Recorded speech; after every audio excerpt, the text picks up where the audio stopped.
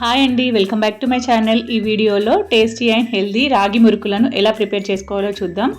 మనము daily morning పిల్లలకు ఏం ప్రిపేర్ చేయాలని ఆలోచిస్తూ ఉంటాం కదా, అలాంటప్పుడు ఈ విధంగా హెల్దీగా మురుకులు చేసి పెట్టండి, ఇష్టంగా తింటారు. ఇక్కడ నేను మురుకులు ప్రిపేర్ చేసుకోవడానికి 1 కప్పు రాగి పిండి, 1 కప్పు బియ్యం పిండి, 1/2 కప్పు శనగపిండి తీసుకున్నాను. ఇప్పుడు ఈ పిండిలన్నింటినీ చక్కగా జల్లించుకోవాలి.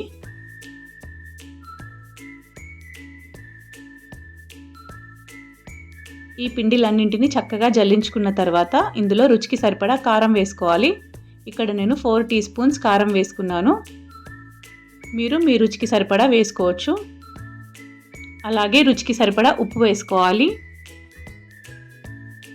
ఇప్పుడు ఇందులోనే 3 టీ స్పూన్ వాముని ఈ విధంగా క్రష్ చేసుకొని వేసుకోవాలి. వాము వేసుకోవడం వల్ల డైజెషన్ మంచిగా అవుతుంది.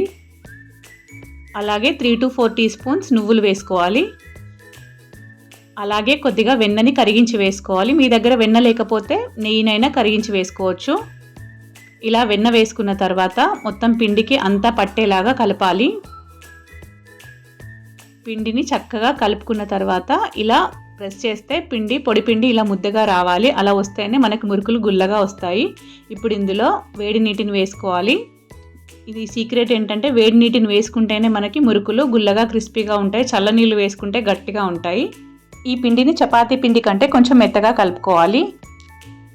ఇలా పిండిని మంచిగా మెత్తగా కలుపుకున్న తర్వాత మురుకుల గొట్టాన్ని తీసుకొని మనకు ఏ టైప్ బిళ్ళ కావాలో ఆ టైప్ బిళ్ళని అందులో పెట్టి కొద్దిగా సైడ్లకి ఆయిల్ అప్లై చేసుకోవాలి. ఆయిల్ అప్లై చేసుకొని మనం ముందుగానే కలిపి పెట్టుకున్న పిండిని మురుకుల గొట్టంలో తీసుకోవాలి. ఆ పిండిని మురుకుల గొట్టంలో తీసుకున్న తర్వాత ఒక కాటన్ క్లాత్ పైన ఈ విధంగా మురుకులను ఒత్తుకోవాలి.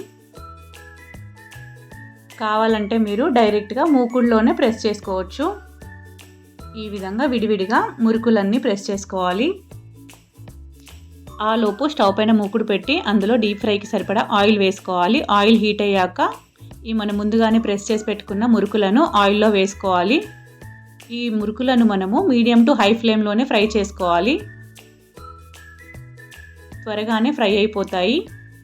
మనకు మురుకులు ఫ్రై అయ్యా లేదా ఎలా తెలుసుకోవాలంటే ఆయిల్లోంచి వచ్చే బుడగలు ఆగిపోతే మురుకులు ఫ్రై అయినట్టే.